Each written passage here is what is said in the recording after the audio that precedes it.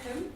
This is our opportunity to share with you a really interesting and exciting collaborative project between NMU and Turku University of Applied Sciences. So I'd like to introduce you to my colleague Essa Balland, who's come over from Finland to help me with this today, and Candice Warner, who's one of our second year physiotherapy students who's also involved in the project. So we're going to have a chat and take you through systematically the work that we've been doing, and then there's opportunity at the end for you to ask questions and have some discussion really about our findings and what we've done and how we've gone about the project. So I'll hand over to Essa to start us off. Thank you. Thank you for having me here for this week. So I've been here as a question of Deborah and Claire and James. So we agreed that I will do the first part. So this is kind of background. And I think at the end you will have a chance to make questions, I think, Deborah has and this has premised. So this whole idea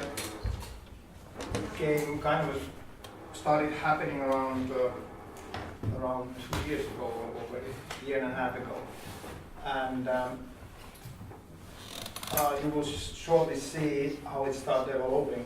But the idea was that we would somewhere try to figure out and create exciting, a new way, innovative learning. Back in my home applied university, it's a big thing now, the innovation, pedagogy and everything that goes around it for students. And it was narrowed as a physiotherapy students, and that's, in a way, was the time also that we came to the picture. And it was kind of decided that we could try these things among physio students at both ends. So, yes, that's kind of a picture shows you that at its best, these can be joint common walks, even with the same rhythm and pace, if it goes fine. I've done these earlier, I've tried to do this, what we are doing now, and I've seen that it's not always that you end up walking together, regardless that you would be walking the same pace or with someone. So I'm really happy to say that at this time, so many things have fallen on the right place, the people, the attitudes, etc., etc. So this, what you actually seeing today is kind of a small miracle. In many ways, well, you know, if you have tried something to do with, let's say, with others, or even with the other universities or people with the same field. So it's kind of where you never know what comes. But this time, everything is falling so easily apart, and I think this our presentation will show it. So both the Turku and your university share this network of CARPE. I personally am not involved with my course, has been involved there, and that's in a way in the level of in a meeting, I think, partly in 2013 and then face-to-face meeting here in Manchester in 2015, when it started falling in the bits and pieces that there should be and could be some kind of a joint collaboration in the field of possibly teaching. But I think this time, as you can see from the photo, the scenery was there. We had some traffic signs, but we didn't really know what to come. Okay. So this was, I think, one of the key meetings in 2015 when the Turku held the CARPE meeting. And I think there with my boss and the dean of the whole faculty, the Mario, and my immediate boss, the head of education. It's not. But anyway, the highest post what I had around was the Mario, the dean. So that's where they started narrowing and focusing even. We could actually start seeing the field and maybe even an idea of putting certain players on the field. So we knew that we're going to have possibly a game of something. So this kind of outlines neatly what we have been doing. So November 2015, it was kind of agreed that it would be doing something with the physiotherapy. And I think that was also rather soon in a month that we both, the grassroots level ants, came into the picture. Press gangs. Yes. It was the word I was looking for. Yeah. So, I like to think of being in the right place at the wrong time. yeah, so that's, like in a month we were agreed that it would be physiotherapy, and we even narrowed it to the neurological physiotherapy and a certain part of it. So that was going to be our pilot or test drive for it. And then pretty much the whole spring we had rather constant meetings or online meetings, and we were planning and preparing. I would say as we put it down approximately 3-4 months. And then the MMU had a visit to my university in May, and we were able to actually continue there and starting outlining also how we're going to evaluate and report and everything else. But at this time we were kind of already narrowing it down that we knew that December 2016, that would be the first time when we would try it. So, and we agreed it's an online environment, learning environment, and it's going to be learning environment which is not attached to either of the universities in order to make it maybe working easier for students to register in and everything. So there was one possibility that I had already seen a year ago, and that's what we chose then as a platform. So that's pretty much the spring. And then over the summer, because we decided that there was going to be a set of video cases of real patients, and we decided that it's going to be easier to do in Finland. I knew the local Parkinson's disease chapter persons rather well, and they were really keen to participate. So I made 3 sets of descriptions of patients, their functional capability, did some measurements and repeated that 3 times over the summer. Then I edited the videos and I translated, I made the subtitles in English, and that was pretty much in a way core. We already have instructions go around them. We built up in the fall, August, September, we started finalizing the website in the learning platform or learning environment that I was talking about. And in the fall we were finalizing the instructions and going through them again and again so that it would be all finished by, was it the 2nd and 3rd week of December. And before that we have already had chosen the students, but I think the student selection, there's going to be slides further. We'll talk about that. Yes. Yes, please. So some of the challenges, yes, definitely we were aware of it. We didn't really know where we're going to end up. We didn't know really how we're going to make it work. But we were, as you will see later on different slides, we were open-minded. I think in a way it helped to see that we saw the opportunities and possibilities, and we didn't stop or focus the things that we couldn't do or why it's going to be impossible. We were aware of it, and I think we both had early experiences of knowing where some of the things can lay down what might hinder that process, but we kind of left them. We were aware of them, but so what? Again, the professional bodies, how we would have this working in Canada, because we are in a ground level working this and doing this actual course. But I think that's again another miracle step. Everything was falling in the places around us. So we were kind of just doing what we need to do it, and we, I think, received a really wonderful support around us. So we were also aware of it that from our professions that there are rules that are different, requirements and so. So we need to be flexible where we could be.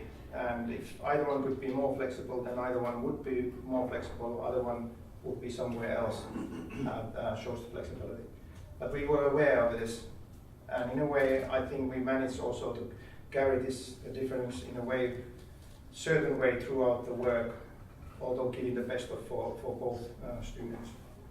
So again, there could be some differences in custom and practice from international cultural point of view, habits, professional-wise, and etc.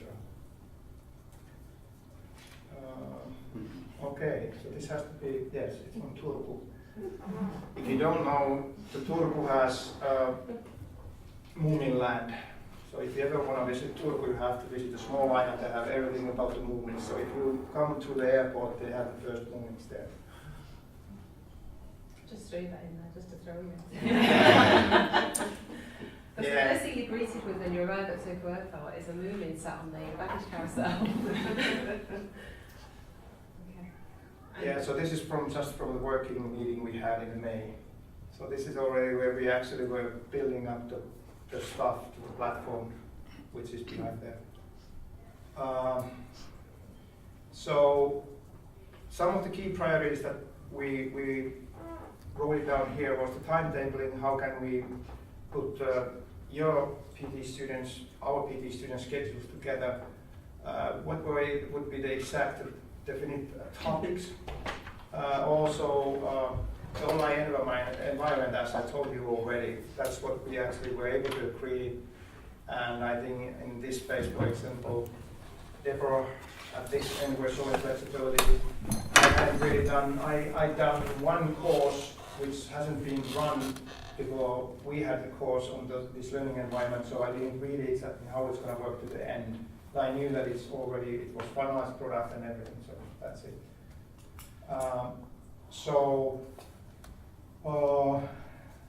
Yes, I think this regular Skype communication was when we were planning it. So the spring 2016, yes, we had quite many face-to-face meetings through the Skype communications. And as I discussed it already, we were also building and putting together our ideas for our short-term It's a business school, student education. Yes. Yeah. It is a business. Part of this seminar, students education. Yes, that's this one. Yeah. Okay, so the last step was that how we would recruit students. So we ended up that in Finland I used the whip, so I made it compulsory part of a certain course. So we had a flexibility at this end, and I was able to give them credit. So they were doing the clinical practice, and they were happy to join 4 sets of our sessions after the clinical practice over the 2 weeks. And you had there more as a... Ours were more optional, so our students were asked if they wanted to participate and volunteer. And the main reason we did that is because our cohort sizes are very different. So ESSA had a quite small cohort of students. We had 84 students, and it was impossible for us to make these resources available to every student.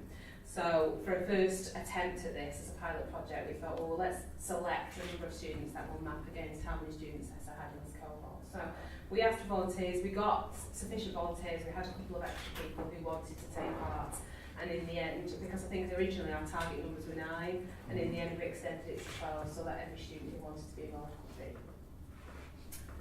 Okay. So we had a great feeling that we were allowed to go and push the pedal.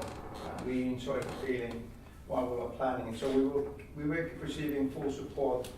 I think that's what we felt, and in a way that was definitely the truth. So yes, after all of putting this in the places, we were ready to start. So this is just an example of one of the pages. So we chose this Eliademi platform. So I think, if I remember right, it's a certain engineers, if I remember right, from Nokia Corporation that were building up some software or something that they kind of, once they were unemployed, I think if I remember right, they started building on this. At the moment, if it's educational, it's free. You can also build up commercial courses, and there's quite many courses, and anyone, it's kind of a MOOC version. So anyone can take it and pay money for it.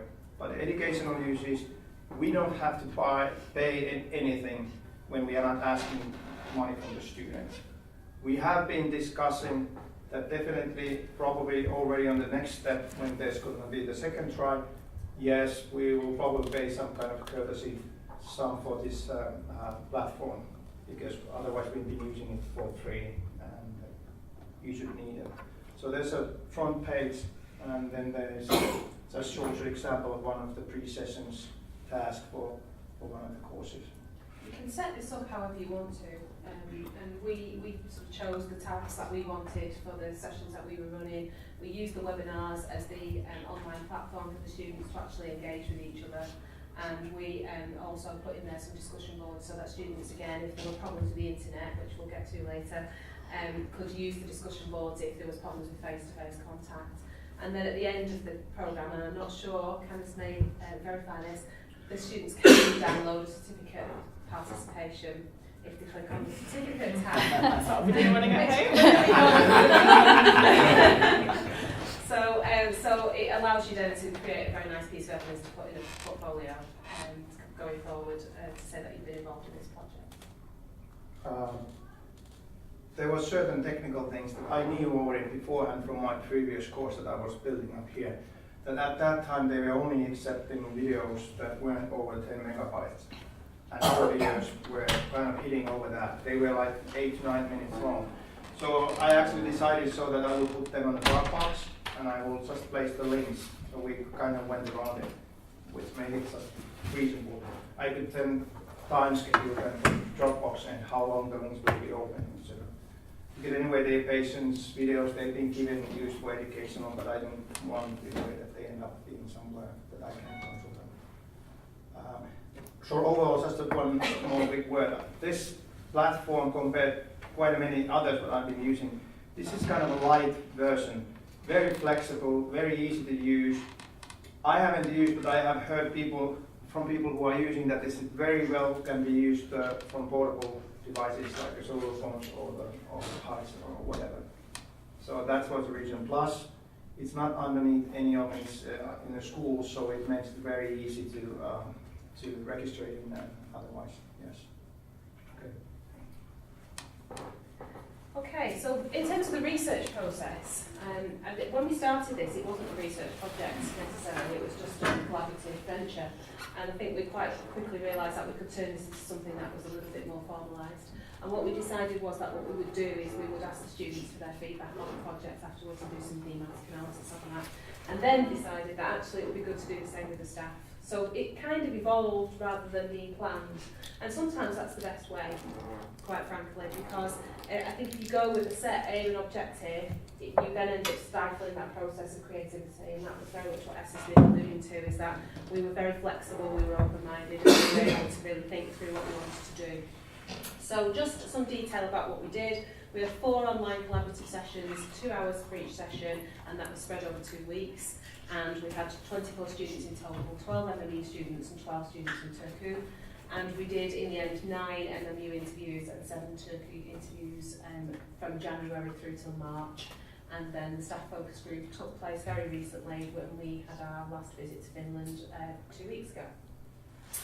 And then thematic analysis on all of that data. So as you can imagine, we've not finished completing the data analysis on the staff focus group as yet, but we have pretty much got where we needed to get to with the student interviews. So where are we now? And this is the sort of the timeline of the research process really. So we finished the project in December. The interviews took place in spring of this year. We had our staff focus group visit just recently, and we're currently in the process of analysing the results, drafting abstracts for conference presentation, and also drafting some papers for consideration for publication. And obviously Essa is here today, visiting with us to continue that process as well. The last one is very uncertain for us in terms of where we go with this, because I think what we've decided is that this is really exciting. There's a lot of really interesting things that have come out of this project, and one of the things that's very clear to us is that what we don't want to do is to see that hard work go to waste. But where we go and where it ends really depends on investment from staff involved, investment from the programme teams, and investment from the students. So we've got lots of ideas about what we would like and where we could see this going, and we talked this morning in fact about where the end goal might be, and what we thought would be a wonderful aspiration is to have a completely shared unit of study which is taught jointly across both institutions with lots of online collaboration, but a whole bank of shared resources that both sets of students could engage with. But that's a huge aspiration. And having carried out this very small piece of work and knowing how much work we've had to invest to get to this point, we need a significant chunk of funding to be able to go forward and to move that forward as a project. But it's always good to have a dream, isn't it? So, what we'd like to do is to invite our student candidates to come and share her experience with us. It would have been lovely to have had a Finnish student as well, but sadly we couldn't bring one over just for the occasion. So we've got a couple of quotes just from the student interviews from the Finnish students. And one of the things that came out quite strongly was that although we're all physiotherapy students and physiotherapists, we do things differently. And I think that may be fairly obvious to those of us in the profession that we do things differently, but I think it was a real learning point for the students.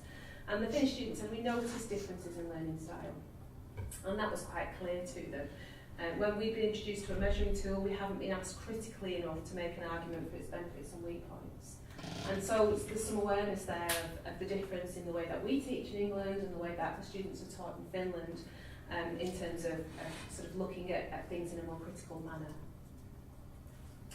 And this is a nice quote. I think they understood our problems in English the same way when we will be working in the other language than their native. There's always a problem with it. I think what this student's trying to say, and this is difficult because we're lost in translation a little bit here, but I think what they're trying to say here is that the problems are the same no matter what the language is, but it's how you translate that and it's how that comes across to you.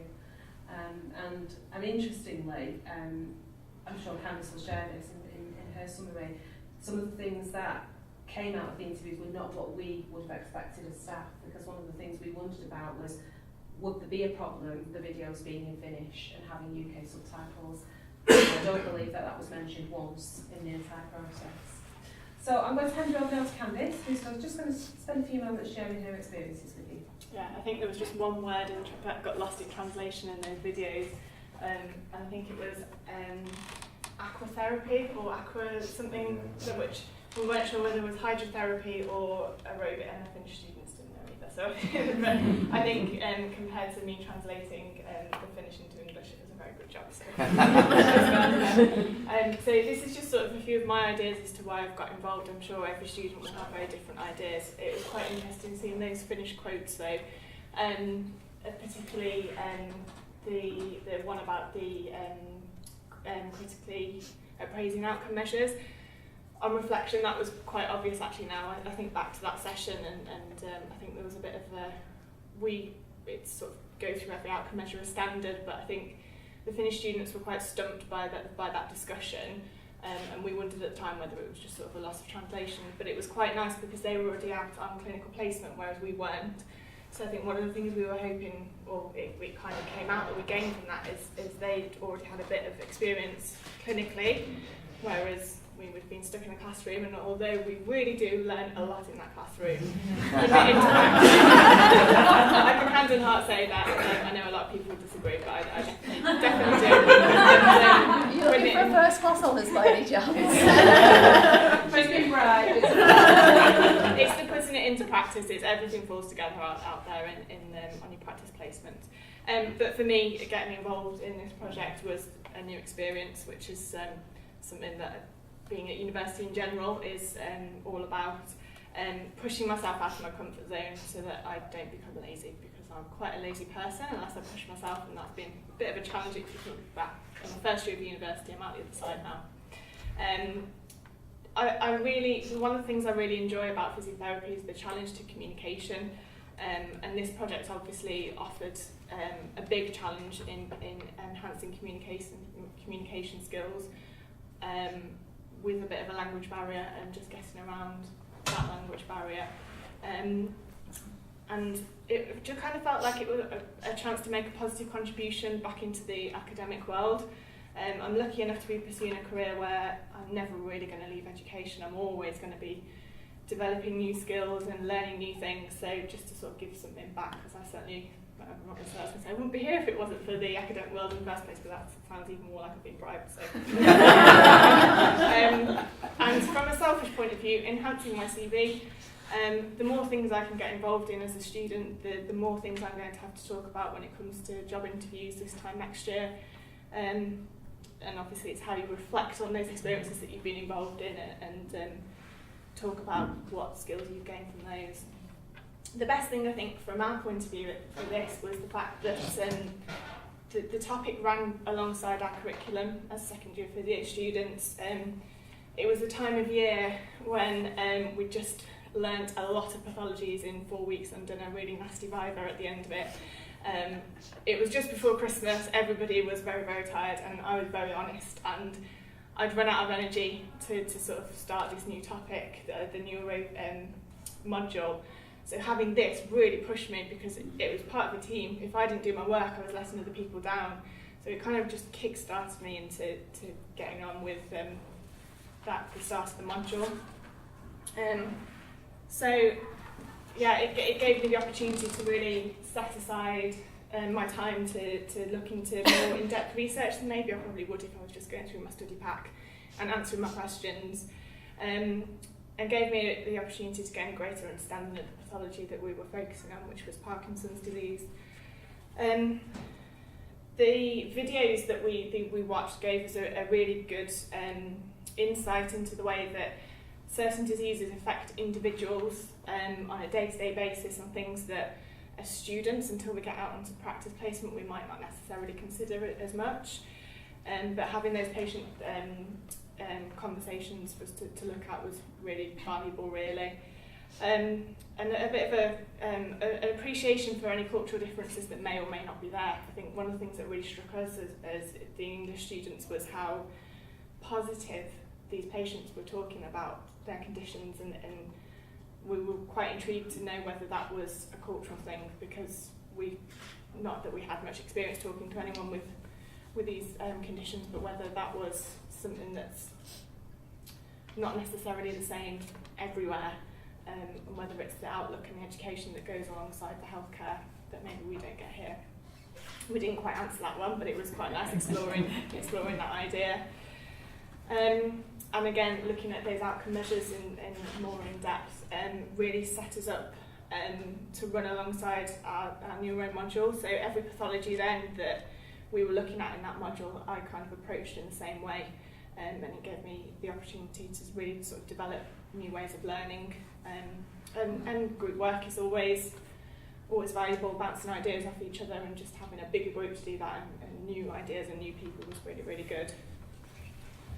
And like I touched on before, with the Finnish colleagues being already out on placement, just having a different opinion, a different look at things just based on their experiences was really valuable. So Deb mentioned earlier about we had a few technical difficulties. I'm not, well, put it bluntly, the internet in Burley wasn't really up to the task. So we had a few sessions where we were sort of sat there spending most of the session just trying to connect over to Finland. But that was sort of resolved in the end, and it did work really well. I think, as with any kind of group learning situation, there was differences in the way that certain sessions were facilitated, and maybe it might have been nice to look at things being a little bit more standardised, so every group sort of were facilitated the same way, just in sort of the direction.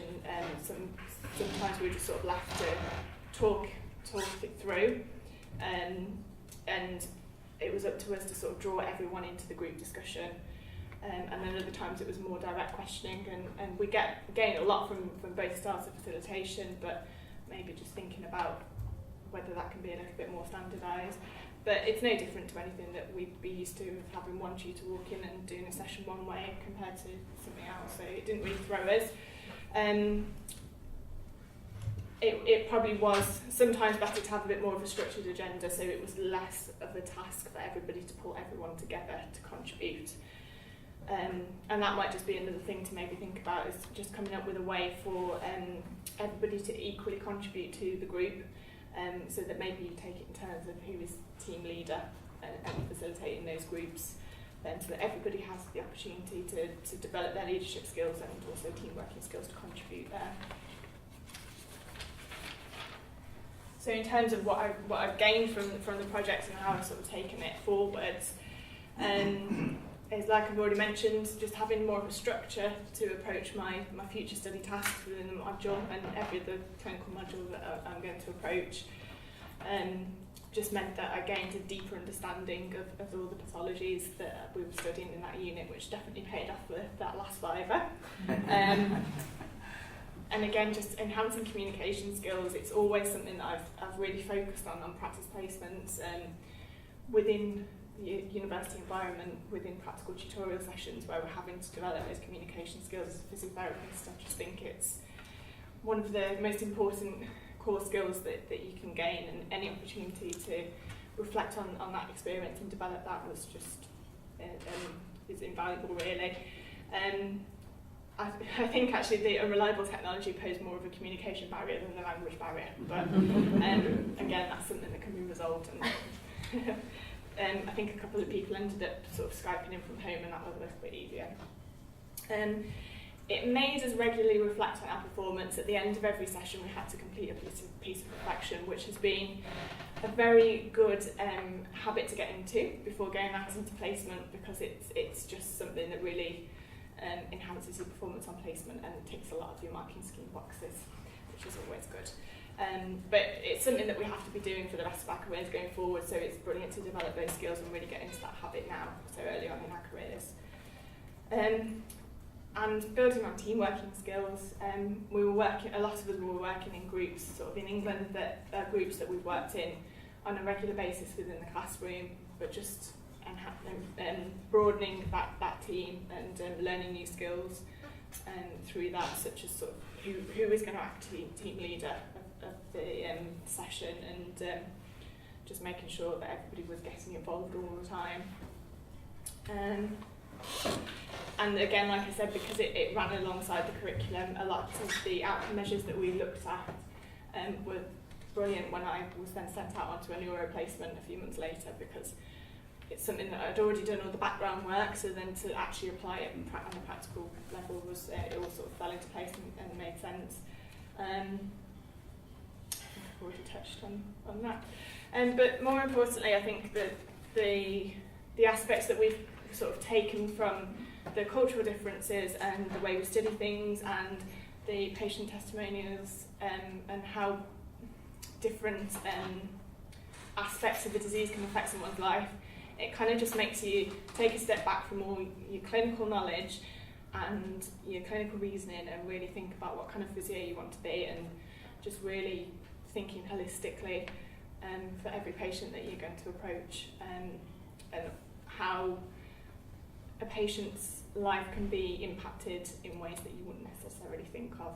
So just taking a step back before every patient and thinking about that is probably the best thing that I've taken from it, really. Yeah. Okay, thanks, Candice. So just to finish off, we haven't got a formal evaluation of the staff focus group. Obviously, it only happened 2 weeks ago.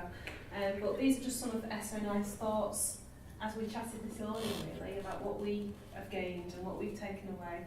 And I think one of the big things is about widening and increasing our own perspective in terms of what we can achieve in our professional careers, but not just for the student experience, but also for our own experiences and for our own development. And, you know, Candice quite rightly said, you never stop learning, and that's absolutely true, and you never stop learning until the day we die, and certainly in this profession.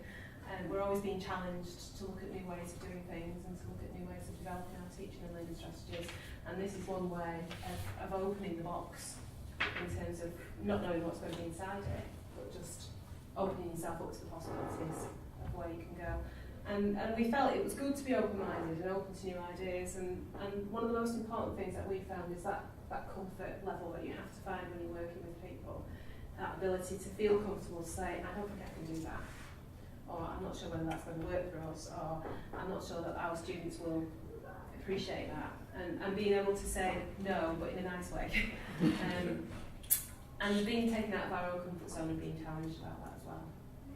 It's okay not to know where we're going or how we're going to get there, as long as we're open to the journey, possibilities, really. Anything else to add? I had something I will say in a second if it comes back. So, success factors. I think it was very successful because we are very similar institutions. We've got very similar professional outlooks. Our programmes are run very similarly. We've got very supportive deans of faculty and people in key strategic positions who are very, very key for this project to succeed. We had formal letters of invitation to go out and to work with TUAS, and that really helped in terms of securing funding and availability to be able to release time to go and visit. And the visit was crucial actually, the visit and the face-to-face contact. There's so much you can do by Skype, but until you actually sit around a table and have a conversation, you don't start to break down some of those barriers. And it's quite interesting, you didn't really talk about that, but it's quite interesting that did come out in some of the interviews, that getting to know people is really important. And there was an existing partnership in place through the Cafe Network, and it's fostering and building on that really. So, these are our sort of key factors, if you like. And another quote from Esther at the bottom: he tends to come out with these very insightful things that I like to write down and record. I'm not going to run through these because it's just repeating what we've already said, but these are our key, key kind of messages to take away. There are no obstacles, only solutions. And if we could apply that to every aspect of life, wouldn't life be a happy time? Okay, so lessons for the future, and these are specific to this project. Use of social media, so making earlier introductions, getting the students to know each other in a more informal way, so that lots of the first session doesn't need to be taken up with those conversations about who are you and what are you here for and what do you want to get out of this. More use of self-study, so that the face-to-face interactions become more about discussion and collaboration rather than watching the videos. Shorter sessions were felt to be better rather than the 2 hours, although it depends on the technology, because sometimes it took 1.5 of the 2 hours to get people. But making the discussions more focused and less is more. So the number of students in a group is key, I think, in terms of that communication and allowing everybody to have a voice. And internet access. We need technology that supports us, not hinders us, and that is a real issue for success. Okay, so where are we now? Interestingly, for something that didn't start out as a research project, this is where we are. So we're exploring future partnerships. We've had conversations this morning with University in Bern. There's interest from Utrecht, and there's also interest from Geneva. We've got several conference presentations, one already delivered in Cape Town. It was Cape Town, I said, wasn't it? Cape Town, October last year. We're taking a poster to the World Congress and Physical Therapy next month. Abstracts got into the conference in Iceland, and so we've got some more of our student participants who are presenting for us at RAISE, which will be held here in Manchester in September, and then Claire and Rachel are taking another strand of this work out to the IFOPL conference in Canada as well. So lots of conference presentations. Informally, we're doing staff feedback so that people can learn from what we've been doing. So obviously we've got this seminar today, and I will be presenting at the Learning and Teaching Conference for the Faculty of Health Psychology and Social Care with another one of our student participants in July, and we're currently in the draft stage of a paper, preparing a paper for peer review. Not bad output for a project that wasn't research. So, but as with anything, we have to acknowledge our partners. I have seen that one.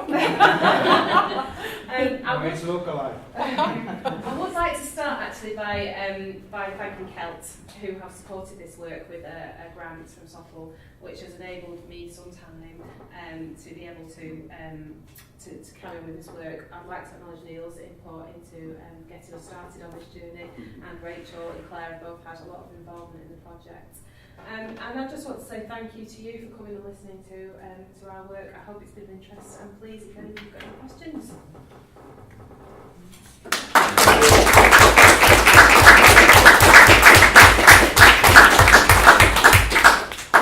I have one, but it's not a question, it's a feedback for you as a student.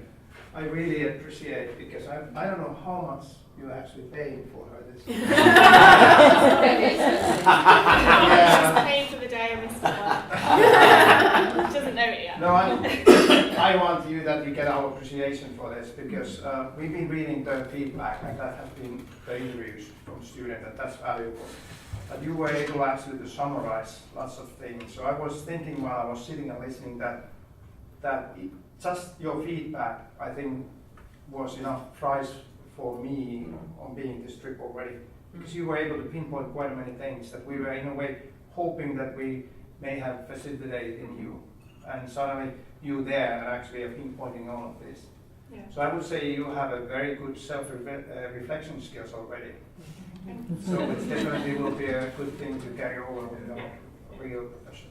Yeah, it was definitely a very, very valuable experience. Yeah. Wow. Can you just, Candice, I'll add to that, can you just recruit all of our students for the rest of the faculty and only have them as Candices? Well,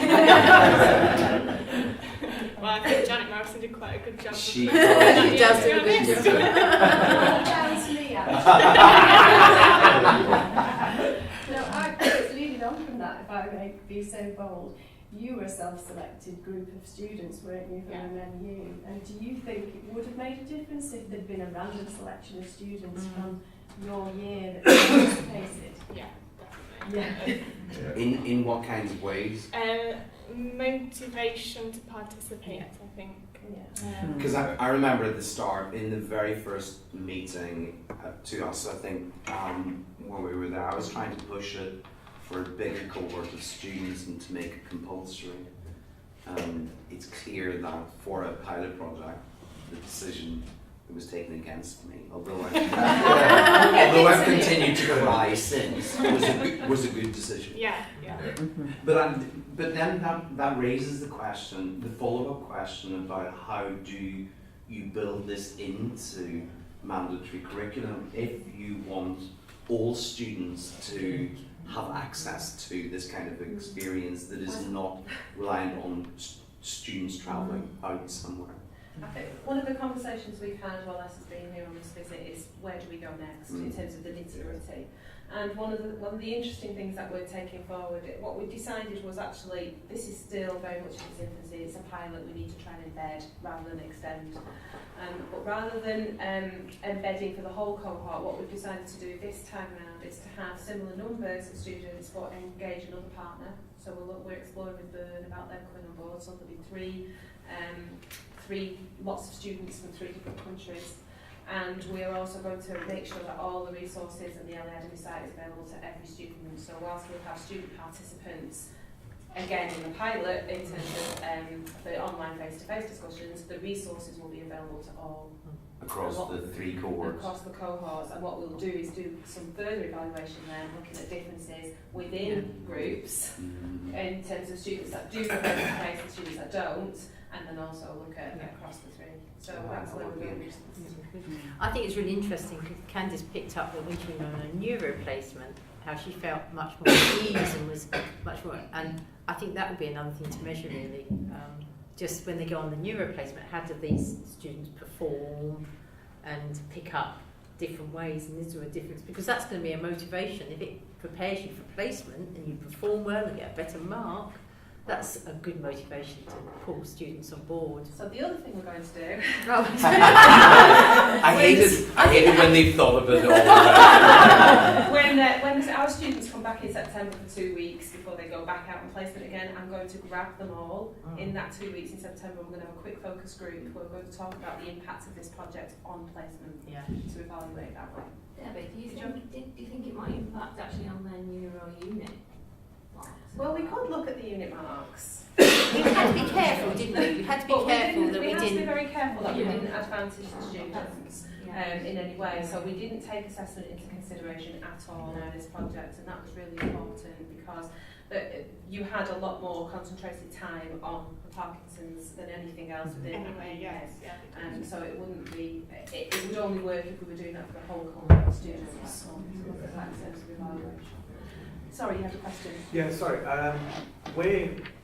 Just to introduce myself, I'm a senior lecturer from the Accounting and Finance Department, and we're doing something similar, which is very new to us. So this is probably going to be me in a year's time, talking to another group of people who are going to be going through the same process. But it's about the collaboration, which is really, really enlightening. But already, with the problems that I'm having is resources, getting the resources available at the right time. Timetabling is a massive issue. You mentioned Utrecht as one of your linking universities. That's who we're going to be doing our work with from September. Well, they start in September.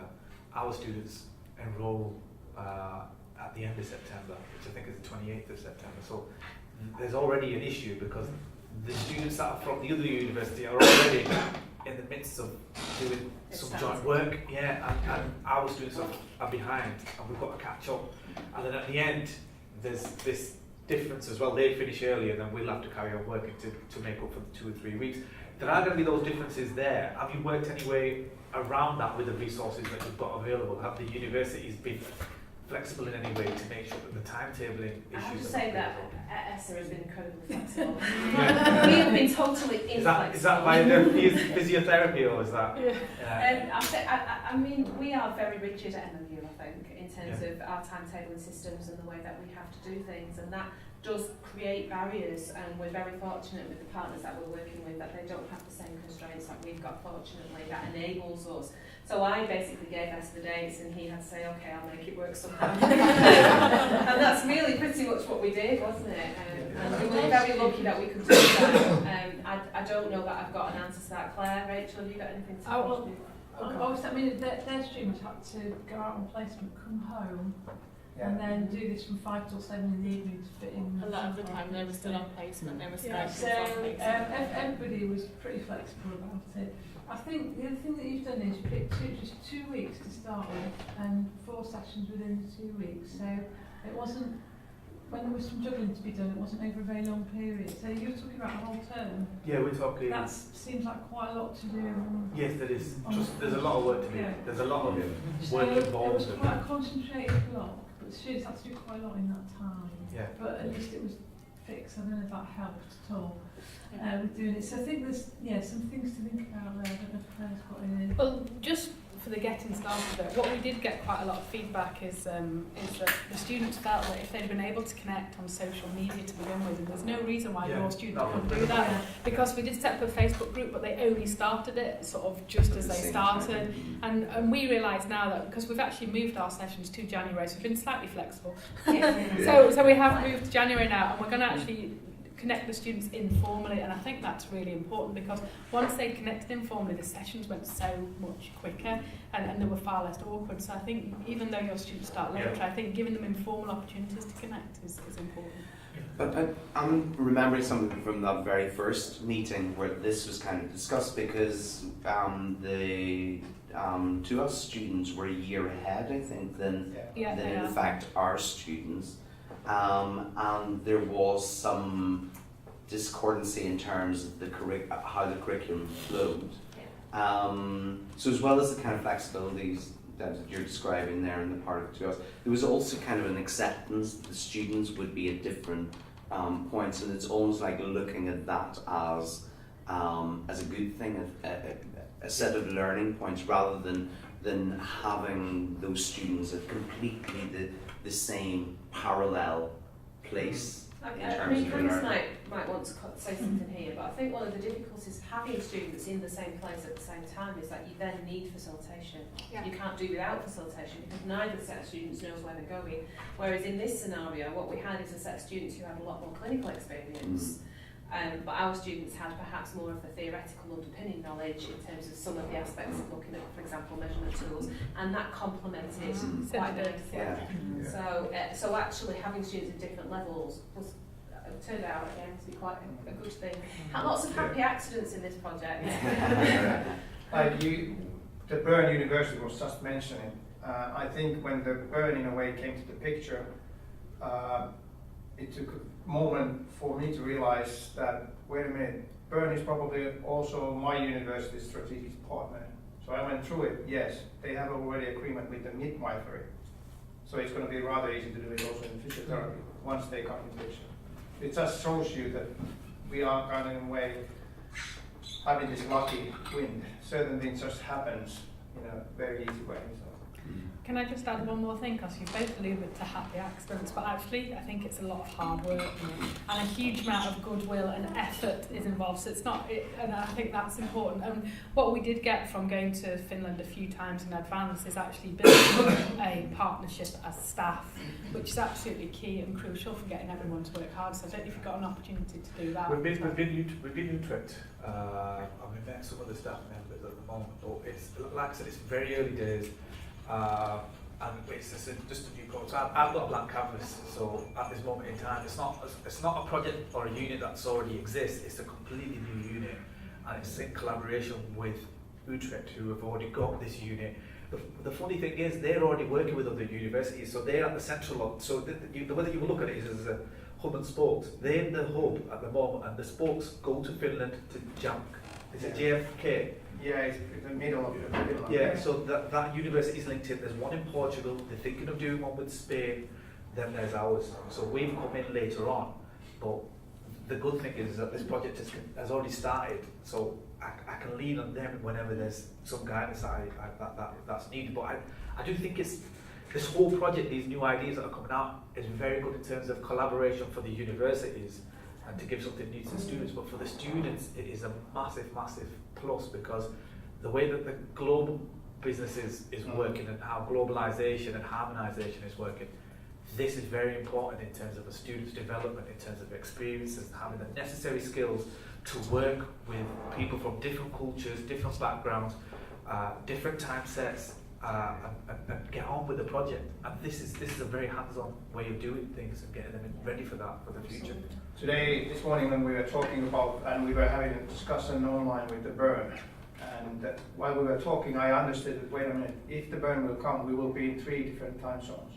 So I would presume that in economic it would be huge value even if you have a more time zones, because that's reality in your field. Yeah. Ours is currency fluctuations as well. Time and money fluctuations. I mean, I think our biggest piece of advice is start small. Yeah. Keep it contained, because it's about getting those gains and getting them consolidated in a manageable way, and that is tricky to do in amongst everything else that you have challenged to do as a senior lecturer in NMU, because we've got lots of competing priorities. So it's about what you can feasibly manage in the time frame that you've got to work with. Can I ask another question, Candice? Do you keep in touch with any of the Finnish students? No. No. I think our group was, from what I understand, slightly different to the other groups. I think some of the other groups made a few more connections than maybe the group that I was Perhaps in. social media beforehand. I think. It's really come out because you didn't really connect as friends, No, to be honest, no. and it came out in some of the interviews how people wished they'd had time to build friendships, and when we talked about this, and some of the other students suggested it would have been nice if you'd sort of connected in the first year and then gradually got to know each other, and then it would have been nice. And so once we've gone through this second round of pilot, we're really going to look at how we can embed this a little bit more longitudinally and see, because in terms of, and I think you alluded to it, in terms of what's come out in thematic analysis of the student interviews, is this real intercultural competency and how students have really gained from that, and actually the reflections I've got in some of the interviews has been really, really interesting. I think that just talking about moving forward and having it as part of the curriculum, just offering that as a university, as a student, I think that's a really attractive quality. I think I was lucky enough to get into a few universities, so I had a very nice choice to make, and it was things like that, the sort of extras that I definitely looked at when making my decision. It sounds like you have to employ Candice.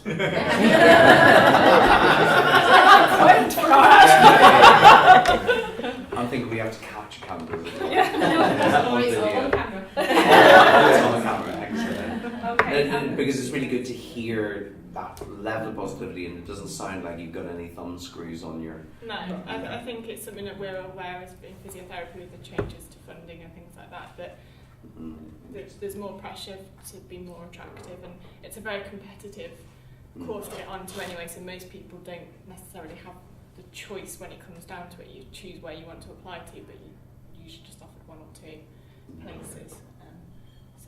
But that initial thinking about where you want to apply, it's definitely something that I looked at. In fact, every university I applied to gave me a little extra something. Okay, I'm just conscious of time. It's only 2. Does anybody else have any questions before we wrap up for the afternoon? No. Thank you Thank you very much. much.